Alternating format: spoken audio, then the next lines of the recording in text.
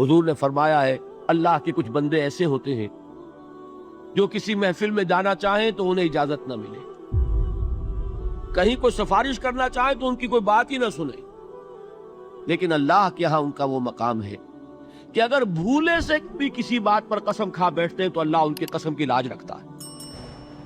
یہ ہے فرق، یہ جان لیجیے اچھی طرح۔ اس بات کا مان لینا آسان، لیکن اس کے مطابق آپ کے اپنے ذہن کا بدل جانا بہت مشکل۔ ہمارے ذہنوں میں جو معیارات بیٹھے ہوئے ہیں وہ کیا ہے؟ کامیابی پیسے سے ہے، کامیابی جائیداد سے ہے، کامیابی کاروبار سے ہے، کامیابی شہرت سے ہے، کامیابی اقتدار سے ہے۔ یہ معیارات ہیں۔ جو جتنا دولت مند اتنا کامیاب، جو جتنا مشہور اتنا کامیاب، جس نے بہت جائیداد بنا لی کامیاب۔ یہی ہے اصل میں ساری بس کی گانٹھ۔ جو تصور کامیابی کا ہوگا اسی کے مطابق آپ کی بھاگ دوڑ ہوگی، اسی کے لیے توانائیاں صرف ہوں گی، اسی کے لیے دن رات کی مشقت ہوگی۔ یہ ہے اصل شے جس کی یہاں نفی ہو رہی ہے۔ کامیابی دولت سے نہیں، کامیابی شہرت سے نہیں، کامیابی اقتدار اور طاقت اور حکومت سے نہیں، بلکہ کامیابی ہے ایمان سے، عمل صالح سے، تواصی بالحق سے، تواصی بالصبر سے۔ آپ غور کیجئے اس نقطہ نظر کا، اس ایٹیچیوڈ کا، یہ جو مینٹل ایٹیچیوڈ ہے، اس کا بدل جانا ہی انسانی شخصیت کے اندر انقلاب برپا کرے گا۔ اس لیے کہ ہم متاثر ہوتے ہیں اپنے ماحول سے۔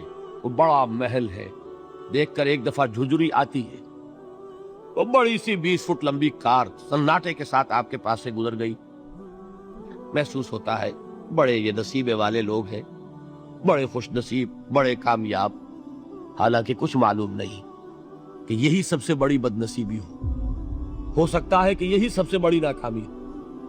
اگر ذہنوں میں یہ بات بیٹھ جائے کامیابی کس شے سے، یہی وجہ دیکھیے قرآن مجید میں بارہا آپ دیکھیں اولئک هم المفلحون، یہ ہے لوگ کامیاب ہونے والے۔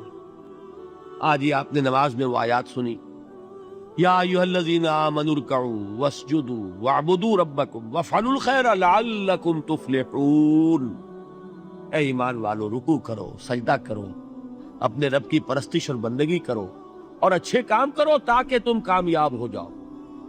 تو کامیابی کن چیزوں سے ہے؟ یہ ہے سب سے بڑا سبق۔ یہ ہمارے دل میں اگر بات بیٹھ جائے، ٹھک جائے، تو زندگی بدل جائے گی، صبح و شام بدل جائیں گے، نقشے بدل جائیں گے، بھاگ دوڑ کا رنگ بدل جائے گا۔ آج وہ ایک چیز نہایت اہم نظر آ رہی ہے، کل نہایت غیر اہم نظر آئے گی۔ جیسے کہ حضور کی حدیث ہے، مالی ولد دنیا، مجھے تمہاری اس دنیا سے کیا سروکار؟ میری مثال تو اس سوار کی سی ہے جو تھوڑی دیر کے لیے ایک درخت کے سائے میں ٹھہرتا ہے سستانے کے لیے، پھر وہ اپنا راستہ لیتا ہے، اسے اس درخت سے مستقل تعلق اس کا نہیں ہے، وہ اس کا گھر نہیں، وہ اس کی منزل نہیں۔ اسی طرح یہ دنیا میرا گھر نہیں ہے۔ اب دیکھیے ہم کہتے ہیں انا للہ و انا الیہ راجعون، ہم تو مسافر ہیں، ہم اللہ کے پاس سے آئے، اللہ کی طرف ہمیں لوٹ جانا ہے۔ کن فی الدنیا کانک غریب و عابر سبیل، حضور فرماتے ہیں دنیا میں ایسے رہو جیسے کہ تم اجنبی ہو یا راہ چلتے مسافر ہو۔ لیکن یہ طرز عمل کب ہوگا؟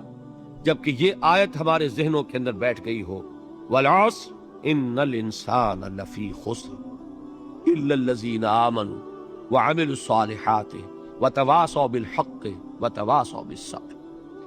یہ ہے اصل بات۔ برف باری اگر ہو رہی ہو، آپ باہر نکلیں گے تو برف آپ کے کپڑوں پر جم جاتی ہے نا، تو آپ جھٹکتے ہیں کپڑوں کو تاکہ برف ہٹ جائے۔ ہمارے ایمان پر اس دنیا میں رہتے ہوئے جب ہم متاثر ہوتے ہیں ماحول سے تو گردہ آ جاتا ہے، برف پڑ جاتی ہے، اس کو جھٹکتے رہنے کی ضرورت ہے۔ اور وہ جھٹکنے کی بہترین اور مؤثر ترین شکل یہی ہے کہ یاد رکھو کامیابی ان چیزوں سے نہیں ہے۔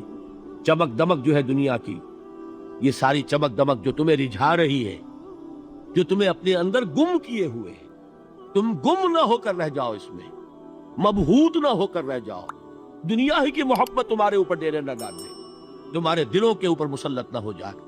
لہذا تازہ کرتے رہا کرو، والعصر ان الانسان لفی خسر الا الذین آمنوا وعملوا الصالحات وتواصوا بالحق وتواصوا بالصبر۔ پھر یاد کر لو، پھر تازہ کر لو اپنے اس یقین کو کہ کامیابی دولت سے نہیں، کامیابی ثروت سے نہیں، کامیابی اقتدار سے نہیں، کامیابی شہرت سے نہیں، کامیابی جائیداد سے نہیں، کامیابی ہے ایمان سے، کامیابی ہے عمل صالح سے، کامیابی ہے تواصی بالحق سے، کامیابی ہے تواصی بالصبر سے۔ یہ چار چیزیں ہیں کہ جو کامیابی کے لوازم